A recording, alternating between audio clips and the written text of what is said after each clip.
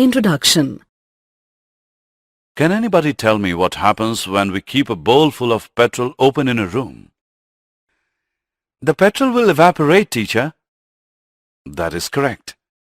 You see that the energy generated by petrol is evaporated in the environment, but in a form that is not usable. However, if we use the same petrol in our bike, the petrol is converted into an energy source that is usable. Children, in this lesson, we will learn about the conventional sources of energy and the non-conventional sources of energy and its impact on the environment. Objectives. At the end of this lesson, you will be able to identify conventional sources of energy, identify the non-conventional sources of energy, describe the environmental consequences, explain the duration of the energy sources.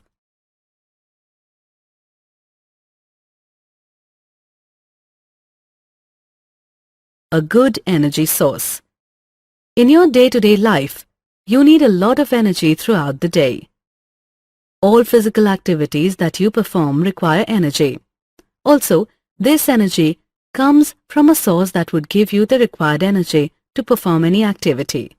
You need to keep in mind that any good energy source must assist you in performing a large volume of work, be easily available, be easy to store and move from one location to another, be affordable.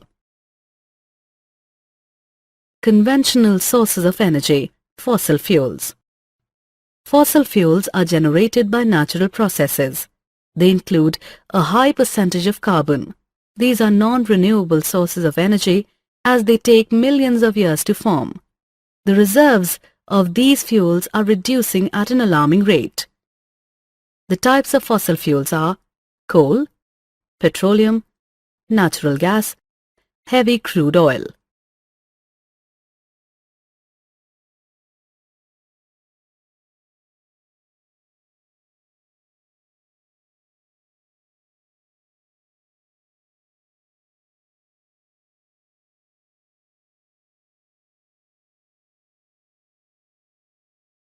Conventional sources of energy, thermal power plants. A thermal power plant is an industry where energy is generated by steam. Here, water is heated and then it is turned into steam. This in turn spins a steam turbine, driving an electrical generator. After it passes through the turbine, the steam is condensed in a condenser and recycled to where it was heated.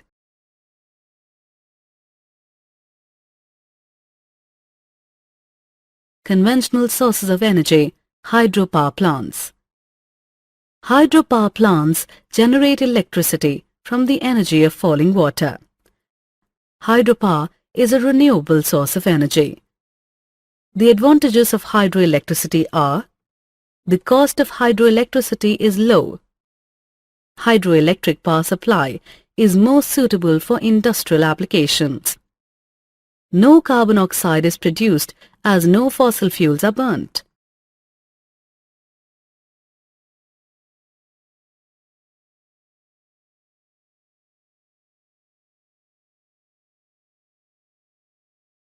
Did you know? Burning fossil fuels generates around 21.3 billion tons, 21.3 gigatons of carbon dioxide, CO2, per year. Natural processes can only absorb about half of that amount. As you can see, there is a net increase of 10.65 billion tons of atmospheric carbon dioxide per year.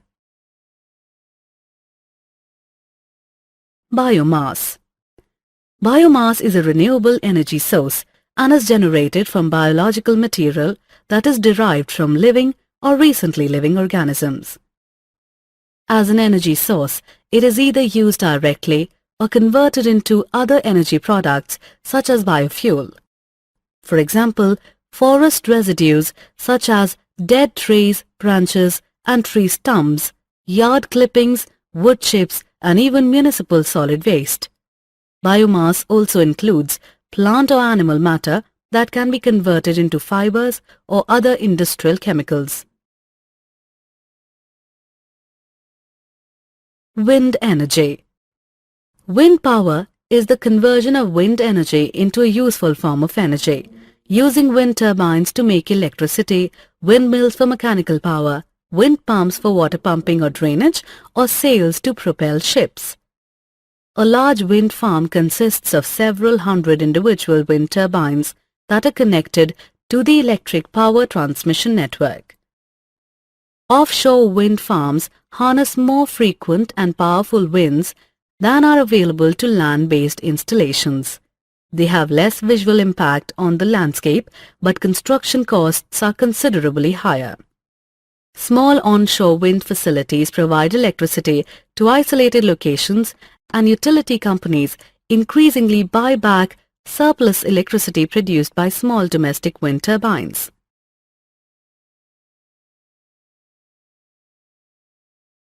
Did you know? All large wind turbines have the same design, a horizontal axis wind turbine with an upwind rotor with 3 blades, attached to a nacelle on top of a tall tubular tower. In a wind farm, individual turbines are interconnected with a medium voltage power collection system and communications network. At a substation, this medium voltage electric current is increased in voltage with the transformer for connecting to the high voltage electric power transmission system.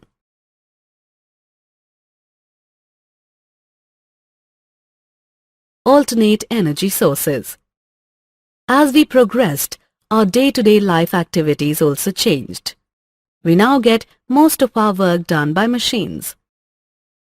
Due to this, we need to look for alternate sources of energy, as our natural resources are not sufficient to provide for the energy in our machines.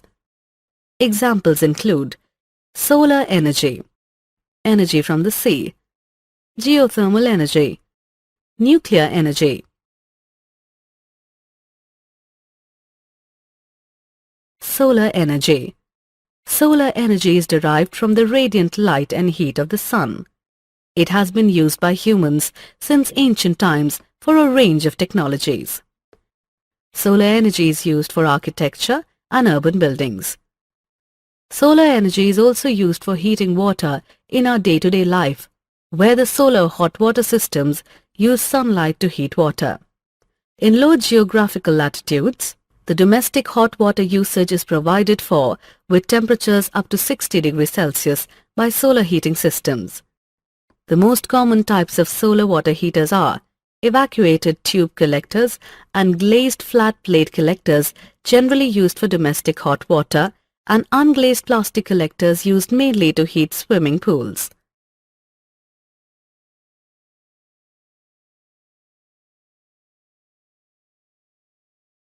Energy from the sea. Tidal energy.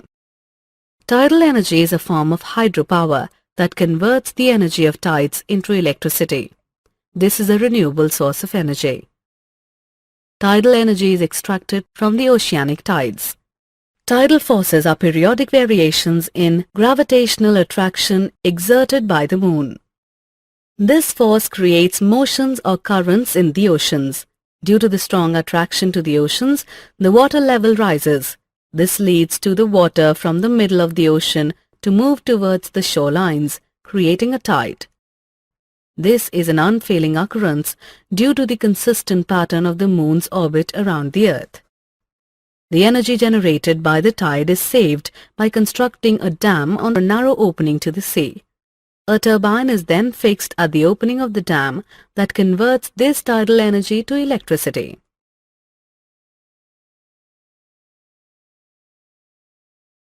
Energy from the sea. Wave energy. Wave energy is the generation of energy by oceanic waves. We can capture this energy to do useful work, for example, electricity generation, water desalination, or the pumping of water into reservoirs. Waves are generated by wind passing over the surface of the ocean. As long as the waves move slower than the wind speed above the waves, there is an energy transfer from the wind to the waves. Both air pressure differences between the upwind and the wave crest, as well as friction on the water surface by the wind, makes the water undergo shear stress that causes the growth of the waves and in turn helps in generating wave energy.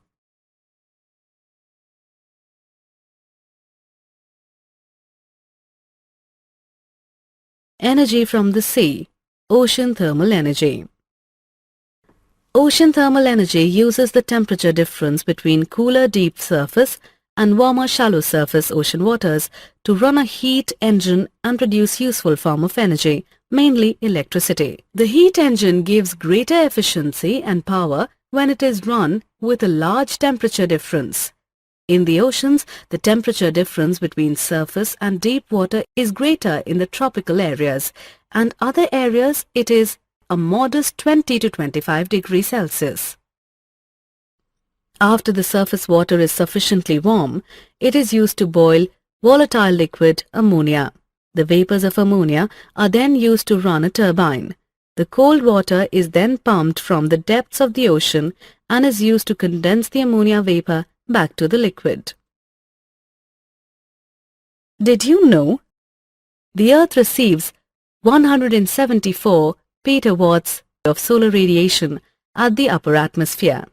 Approximately 30% is reflected back to space, while the remaining 70% is absorbed by clouds, oceans and land masses. Geothermal energy. Geothermal energy is thermal energy generated and stored in the earth. Molten rocks are formed in the deeper hot regions of Earth's crust. Heat conducts from the Earth's core to the surrounding cooler rock. The high temperature and pressure causes some rock to melt. This heats the rock and water in the crust, sometimes up to 370 degrees Celsius. Geothermal energy is used for hot springs and space heating.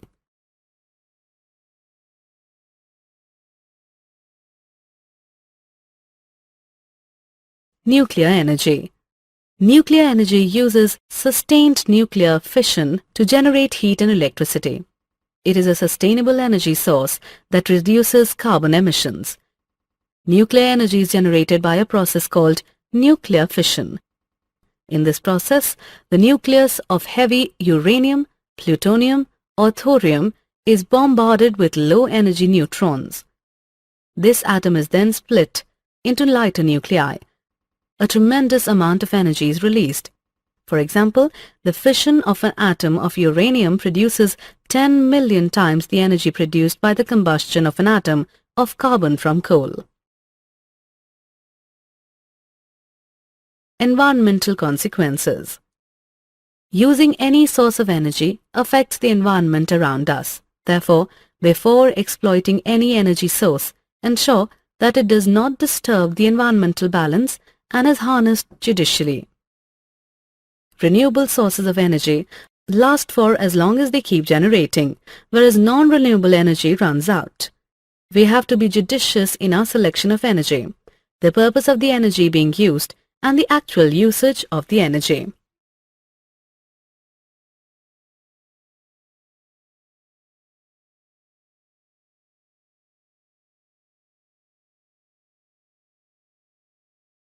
Summary. Let us summarize what we have learnt. Using a good source of energy is advantageous. Conventional sources of energy include fossil fuels, thermal power plants, and hydropower plants. The conventional sources of energy improved with the use of biomass and wind energy. Solar energy, energy from the sea, geothermal energy, and nuclear energy are all alternate sources of energy.